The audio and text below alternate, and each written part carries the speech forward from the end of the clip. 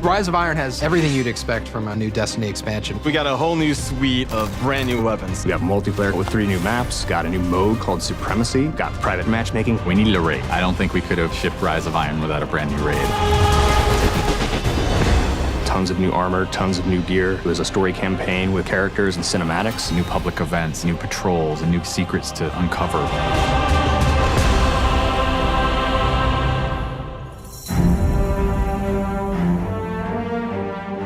Rise of Iron's about looking at this story that's existed in the Destiny universe, this character, Lord Saladin. I am the lone sentry, and my watch is eternal. It's this journey to understand the past, what happened to these great heroes. The Iron Lords are gone, but our fight is far from over. And through that process, you're saving humanity, you're becoming an Iron Lord yourself, you're getting to wield a giant axe.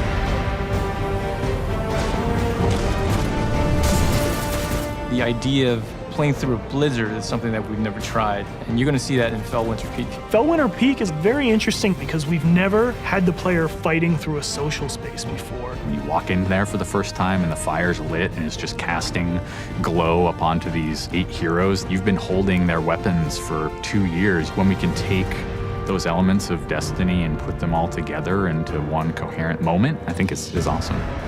It is time to finish what I began so very long ago. Come, Guardian, help me give my friends the rest they deserve.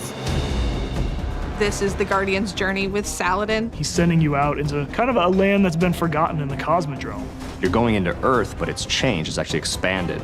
You'll see the plague lands, post-apocalyptic sky, there's lava welling up from the ground. We know the Devils have been digging into the Cosmodrome for years. They've been looking for something. Well, what they found is SIVA. It is a nanotechnology that can be used to shape things, but they're not trying to use it to build, they're trying to use it to destroy. They've started mutating their bodies, turning themselves into giant monsters, transforming the landscape, even of the Cosmodrome, into this horrible, burning fortress world. Hell's loose in old Russia.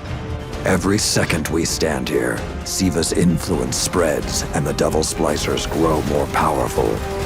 Keep fighting, Guardian.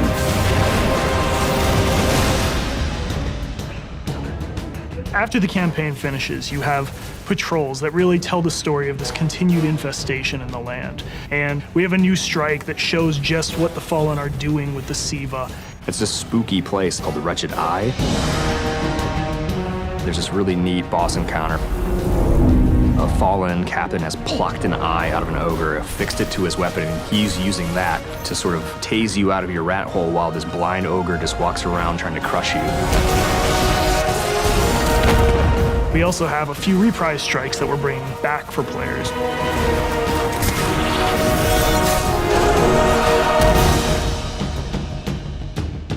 We very consciously set out to create a journey. This arc of claustrophobia, space inside the wall. And then you get on top of it, and it's sort of this amazing breath of fresh air. You get this vista from the Cosmodrome, it's lit on fire, and there's this death Zamboni who's just trying to crush your bones to dust. This giant machine with a ball arm, spikes on it. What does it mean in a raid when you've got to run? I actually want that tension to exist. There's something really emotionally powerful about going on a journey, reaching to the top of the mountain and then crashing back down, confined once again. I think players had a lot of fun when they played Court of Oryx on the Dreadnought, and so we wanted to create a similar type of experience in the Plague Lands, give it this different theme. You ready for this? Almost Thunderdome, Mad Max kind of feel where you jump into the ring and the walls get closed off and then it's just fallen start pouring out. Here they come. And you get a giant flaming axe and you just start beating the crap out of guys.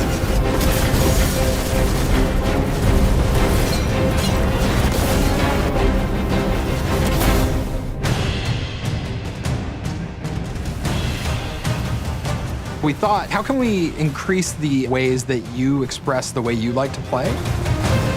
And what we came up with was putting different talents on the artifacts. The artifacts are these relics of the fallen Iron Lords. So you'll quest to earn one of those, and then your last step of that is taking that artifact to the statue of the fallen Iron Lord, fully empowering that for you to use as a player. Whether it's negating all the dot damage in the Crucible, or whether it's infinite sprint, or turning Fallen onto your side, which is really, really cool, by the way. The artifacts that Tyra offers change every week. So there will always be something new and exciting for players following the campaign.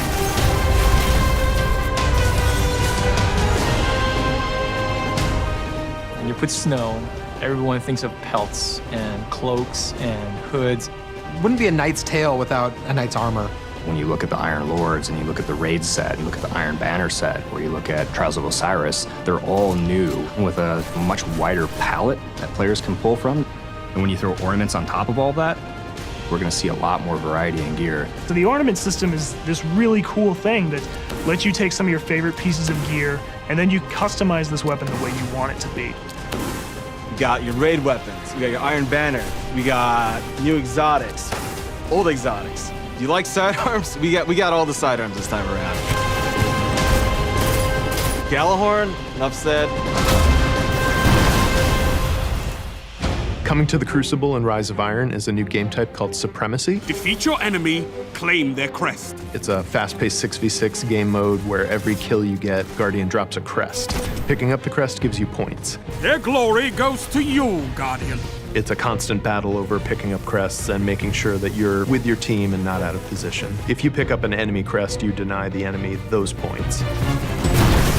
Excellent recovery. We have new maps. We always have new maps. There's Last Exit, lots of twists and turns, lots of really good close combat. Then there's Skyline, a Clovis Bray headquarters building on Mars. It's a symmetrical, large map. The last one is Floating Gardens, which is an open map.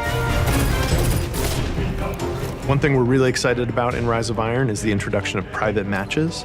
Can't wait to see what people are gonna do. They're gonna go fire up whatever match they want, play with their friends, host tournaments, have fun arcadey games. They don't have to worry about our matchmaking stuff. They can do it all themselves.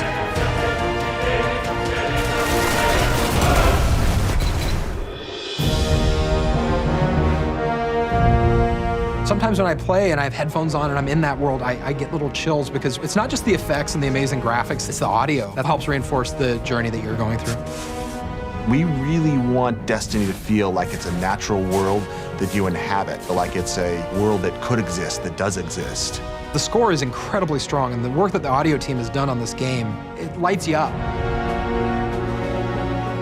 It becomes something bigger than just a mountain and just a fight. It becomes an experience, and you hopefully get lost in it.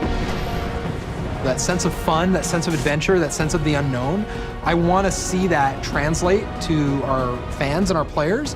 When you see your character at the end of the campaign, I really, really hope that you feel triumphant and proud, like, wow, I'm becoming an Iron Lord.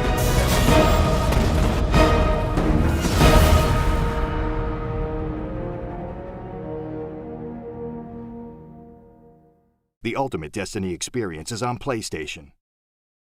PlayStation